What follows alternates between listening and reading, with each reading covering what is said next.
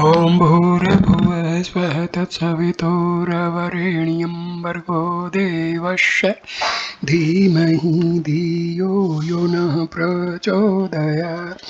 ॐ शान्ति शान्ति शान्तिः।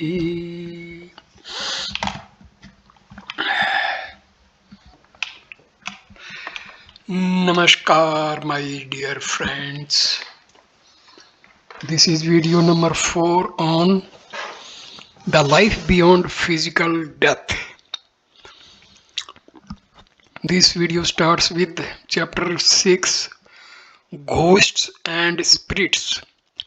Here, while mentioning about ghosts and spirits, it is implied that we are talking about the invisible human beings whose physical body, Sthul Sharir, have since become dead. There is a vague notion that after death, all living persons turn into a ghost or a spirit. This is, however, not true. Many are released from the bondage of human births. Some find themselves in heaven. Still, others fall into a comfortable sleep for rest. Very few individuals turn into ghosts. Hindu scriptures refer to the word pret, ghost, in derogatory terms. This class is specified as the papyoni, sinner's species, when one of the following three types of infatuations, vasanas, overpower a living person to the extreme limits. The soul of the dead breaks the normal chain of events in progressive evolution and instead of moving forward goes backwards in time, deviating from the normal course in which it should have passed through periods of rest, experiences of hell and heaven, and preparations for next birth. The soul tries to return to the environment of life before death. On account of excessive fondness to the earlier living environment, extraordinary attachment to some favorite person, extreme jealousy or enmity, the soul becomes static in its evolution. The urge of the inner self, chitta, implores it to move forward, but disregarding it, it adamantly sticks to this state. The lifelong burden of deeds, karmas, and tiredness make it very uneasy and perturbed. Desires emanating from resentment and enmity to frustrations on leaving the body to which it was unduly attached to are no less reasons for its misery.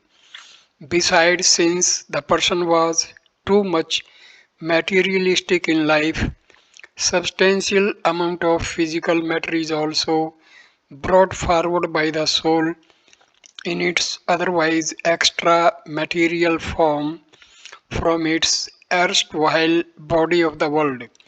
It makes the being crave for material enjoyment, affiliation of previous life, and longing for sensual appeasement make the soul intentionally oppressed, anxious, and dejected, and it keeps on wandering from place to place as ghost.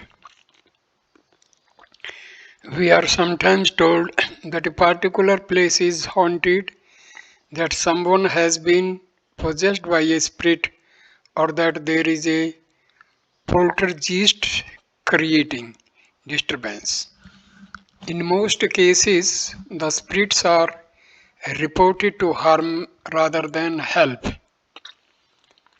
It indicates that spirits are generally emotionally disturbed beings. As mentioned earlier, the soul falls into this wretched state because of excessive sensibility or infatuation with a person, place, or object. Individuals craving for good food, having addictions to drinks or drugs, abnormal interest in entertainment, a mania for sex, in fact, makes themselves a slave to bad habits even while living in this world. On being deprived of the physical body after death, the spirit watches these activities helplessly and finding persons having similar infatuations use later as medium for satisfying their own desires through the body of the living person. Since the desires of such departed spirits are of a very low order, they especially wander around brothels, gambling, and drinking dens and other socially ostracized places. Visitors to such places secretly and unknowingly become possessed by such spirits temporarily. Though the former remain unaware, they know that a visit to such places of addiction excites their desire extraordinarily. Ghosts and spirits do exist, but their number is not large. In many cases, reported encounters with ghosts turn out to be projections of personal imageries. To a weak mind, every moment in the dark simulates a ghost. This self-hypnosis, this self-hypnosis about being possessed by a ghost cannot be removed without giving an equally strong counter suggestion to the mind of the sufferer. People in background, people in backward, undeveloped areas where the masses are ignorant and uneducated suffer more from such conceptual haunting. Among us, the educated, it is a rare phenomenon. When spirits become visible to the living persons or make their presence felt, they draw the elements of matter for their manifestation from these very persons who are haunted. The spirits have the capacity to draw out physical elements from the living persons. Whenever the former desire to materialize, they drain out matter from the living for molding their shape. Medical examination of persons undergoing a haunting experience would show a loss in body weight, decrease in body temperature, and subdued biological activity. Except for the persons who know the science of compensating this loss, repeated haunting is not healthy for an ordinary man. It produces biological shocks which can lead to dangerous consequences. Fear, which prevents the human and the spirits to interact, is a great blessing of God. Had it not been so, spirits would have been living in each house like birds, rats, and ants. In that case, the process of evolution of the dead as well as living persons would have stopped and both would have remained spiritually stagnated because of the worldly ties of attachment.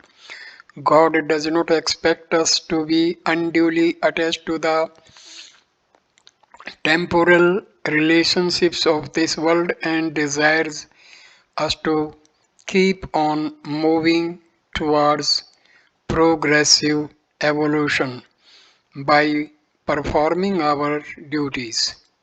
towards mankind. For moving forward, one is required to leave the ground behind and place one's leg on the space ahead. This is the natural process of all forward movements. Hence, progress means never looking back to the past. There is a local belief in India that the feet of the ghost point backwards. It means instead of establishing a new relationship, the ghost look backwards to old life. At times, the bioelectric units of a living person personify into an independent figure, etheric double of the theo- theosophist. The moment we enter a house, we intuitively feel the psychic field of its inhabitant, since the invisible radiations of their psychic energy, manaviyates, are present there, and our own psychic field interacts with the former. Places where acts of great violence took place retain the residual charge of the psychic energy of the persons involved for years. Devastation by fire, forced abortions, infanticides, and other such criminal acts make even the bricks and masonry of the place of even cry in silence. Sufferings of oppressed persons long since dead personify into spirits and terrify the people living at the place of event, at times appearing in dream when they are asleep. Many houses are considered haunted and people living therein come across ghosts. At inhabited places, however, generally images projected by someone's extreme happiness, enmity, anger, anguish, or attachment, mamta, are seen. The real spirits prefer to stay in isolation, far from noisy places, only in specific circumstances and for particular objective they make their presence felt. Ghosts of lower order, degraded souls of ordinary persons can at the most afflict a mental shock, suddenly terrifying a person or even making him sick with fear. On account of their low bioenergy, such spirits can neither make themselves clearly visible nor inflict physical harm. It is, however, possible for them to hurt children substantially, since the latter do not possess a strong will to counteract the evil influence. Because of abundance of evil traits, they create only trouble for others. Then there is a middle class of ghosts which is more powerful and imposing. They have the capacity to manifest in many shapes and forms, lift and move material objects. Poltergeists satisfy their desires by taking possession of the body of person or make a person deranged or sick. The most elevated class of spirits, Veer, Brahma, Rakshasa, Betal, Pitar, etc., can also help a person provide relief from the lower class of ghosts and inform about known and unknown events. If persuaded, they may also inform about future events, but such predictions are not always reliable.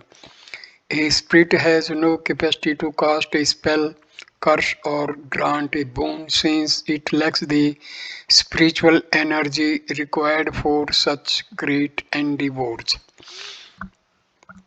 Human bodies and other living systems have specific energy fields, halos, which interact with the energy fields of other beings coming in contact with their spheres of influence. Each particle radiating from this energy field is capable of producing an independent living entity, Srishti. Sometimes, in case of person having extraordinarily strong psychic power, Manobath, these particles are very strongly charged. Emanating from the body of the person, they create an embryonic clone which is left undisturbed by the energy fields of other persons, grow in lonely, uninhabited places, intensifying into permanent living image of the person.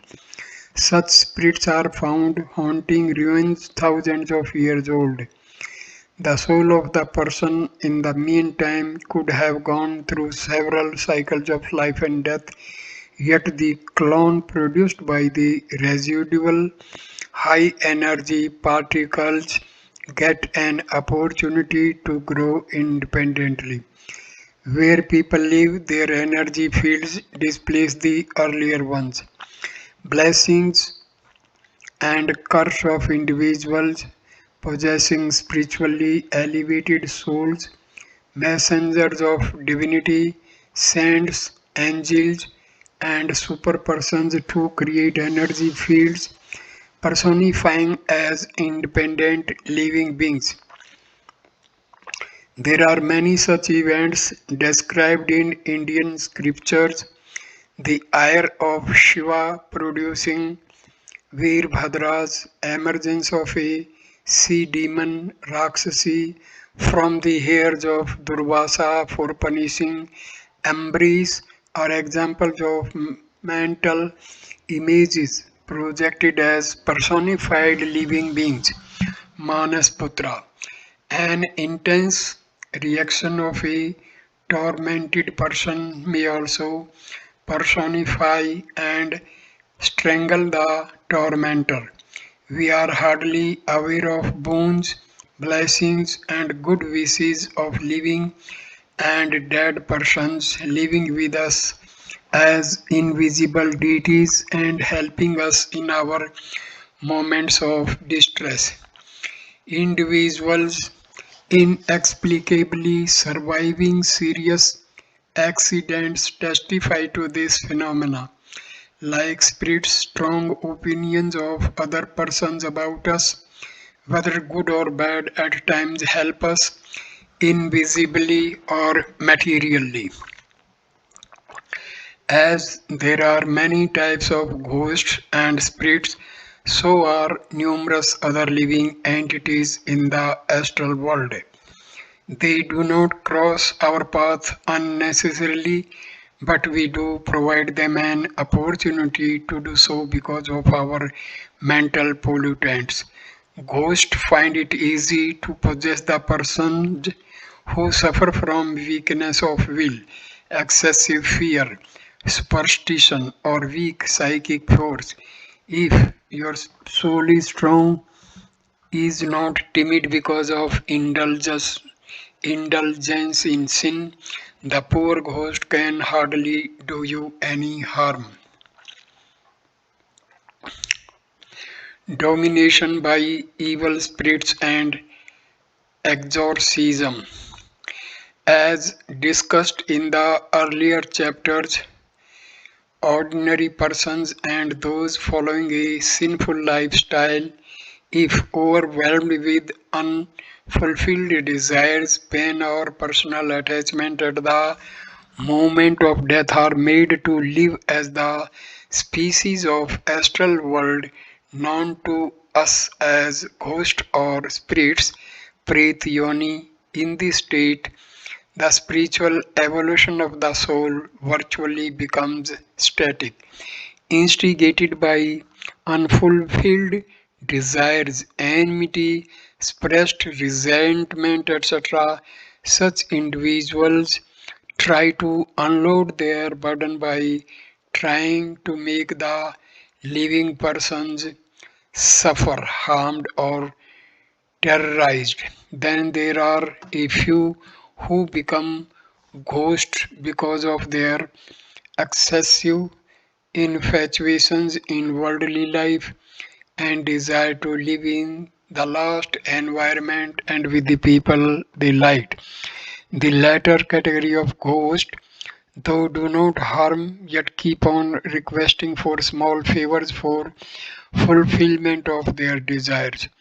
The spirits having a non-material existence cannot consume material food and liquids like human beings, yet they are unable to get rid of their sensual pleasures of human life experienced during past cycles of birth and intend to enjoy the same.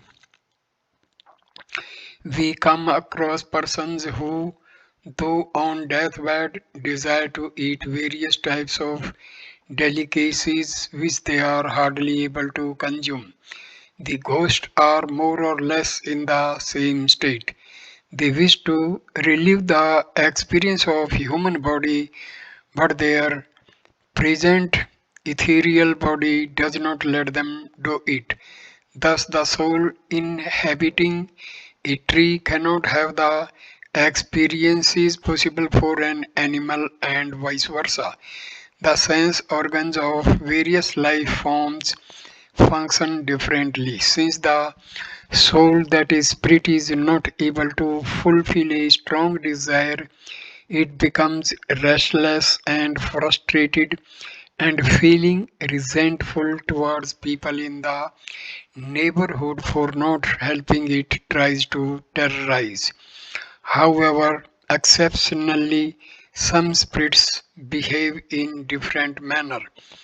At the moment of death, certain individuals become emotionally mature, particularly old persons who leave behind younger children retain an attitude of patronage, fondness, and forgiveness towards the living.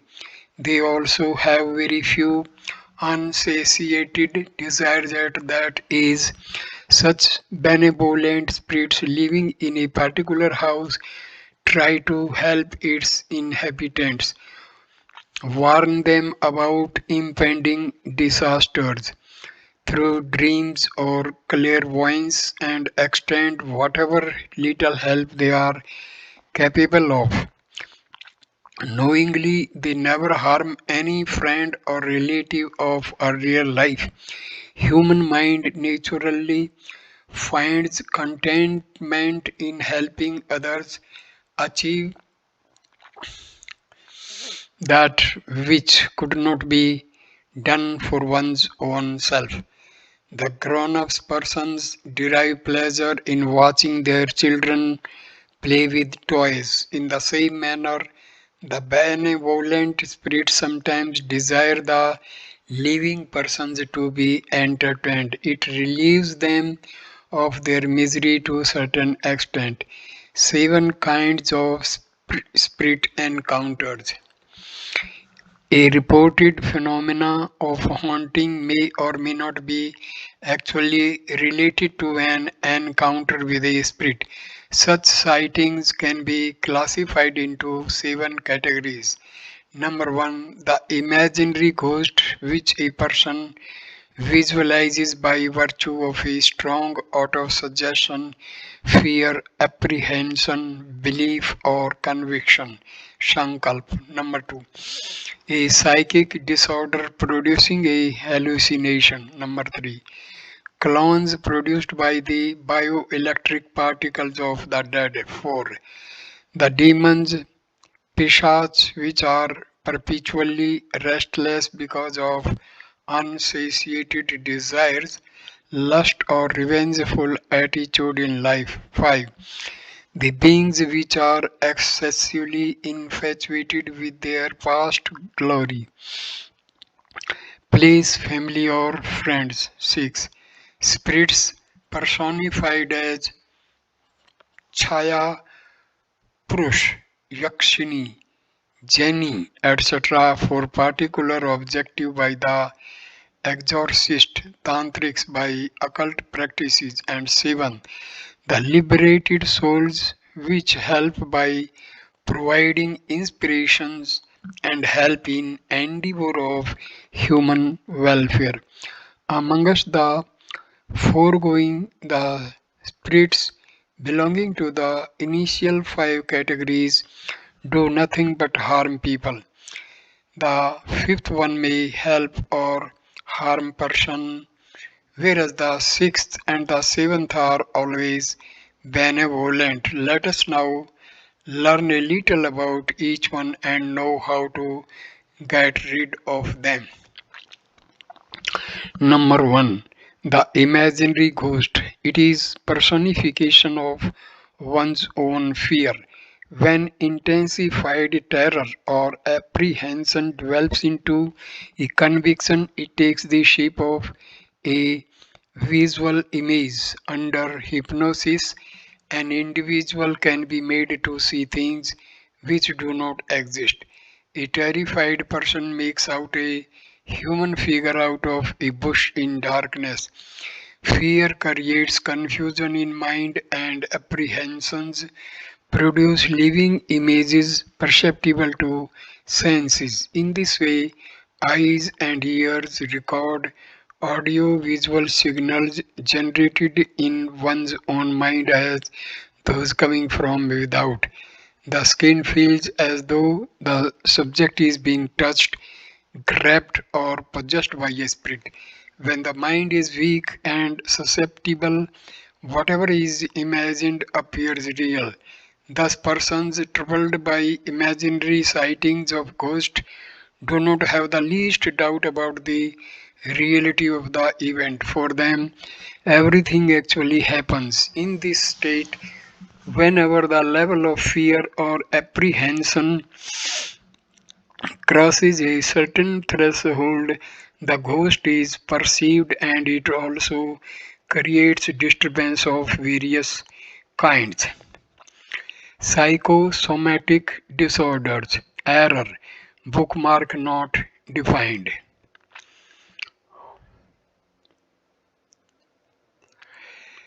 Third, clones created by residual bioenergy.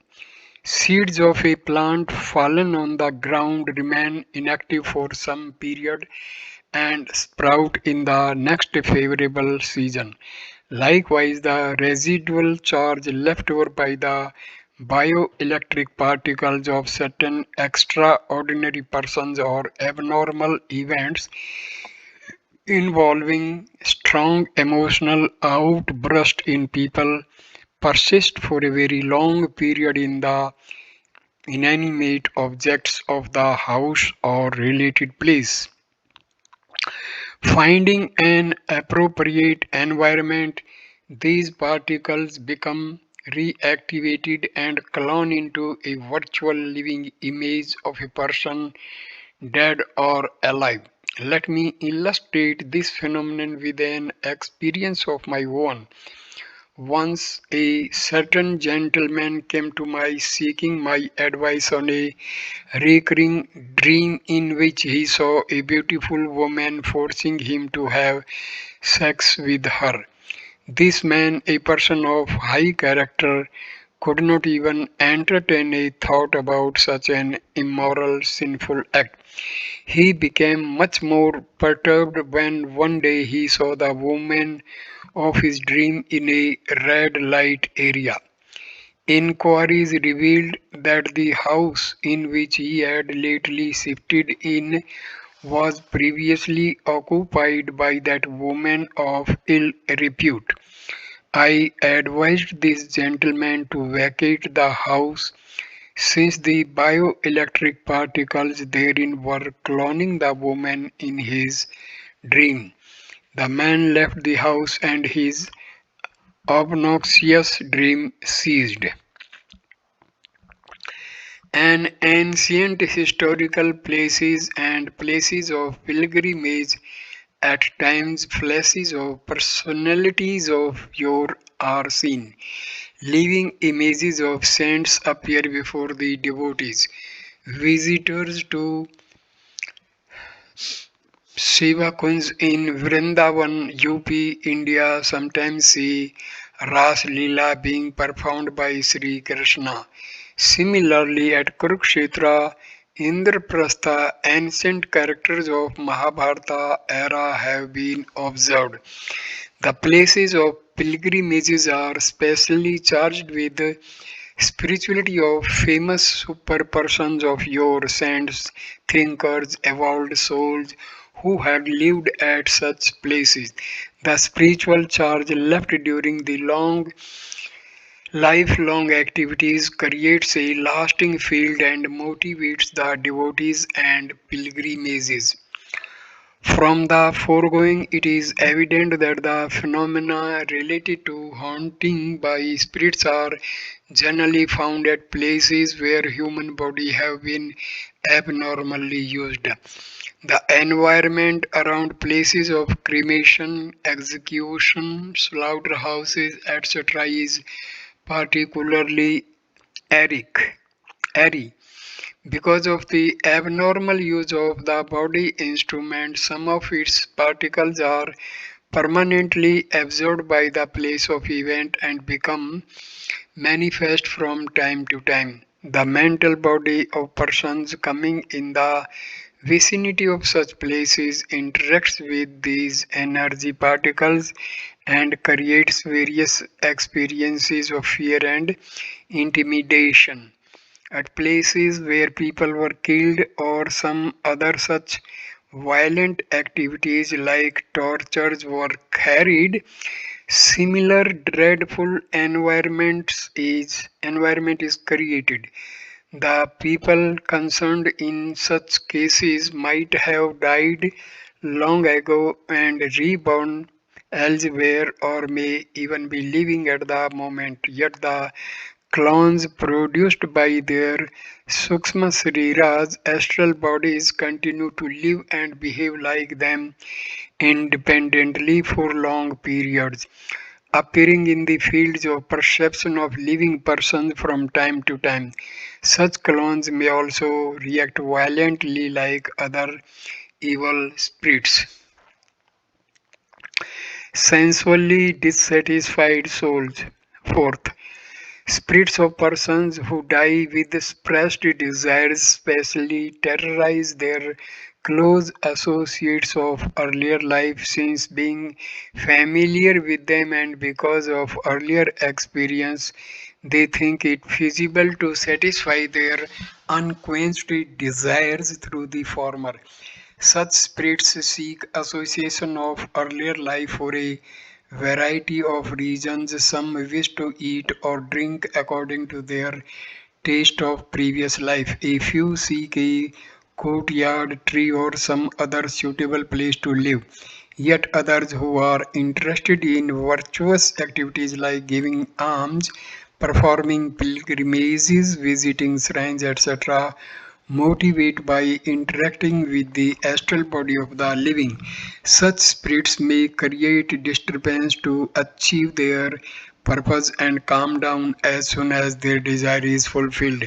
Spirits of this class often trouble persons who deliberately or unknowingly desecrate their place of living. They especially become more aggressive around noon or middle of night. Such spirits may react to settle some score of previous life. 5. The infatuated soul. Individuals who are very much attached to certain persons in life to inhabit the Prathyoni species of spirits after death and move around the place of living of their favorite ones. They take pleasure in fighting their loved ones, enjoying life. They never harm anyone but rather warn their favorite persons in moments of danger and at times even help them in parlance of spirituality. Such spirits are known as Pitar. Most of such benevolent spirits of persons who died at an old age are harmless. On the other hand, persons dying in their youth with very strong and selfish desires wish to drag their dear ones to their own status of Preth Yoni. With this motive, they may even plan to kill their favorites. It is particularly true of young women who die leaving behind young children as orphans. The infatuation to live with their children in the astral world motivates them to do so. 6. The spiritual robots. By practicing disciplines of Tantra, exorcism in Western parlance, spiritual robots, Chaya Purush, are either created or various types of powerful spirits and divine powers brought under control or personified.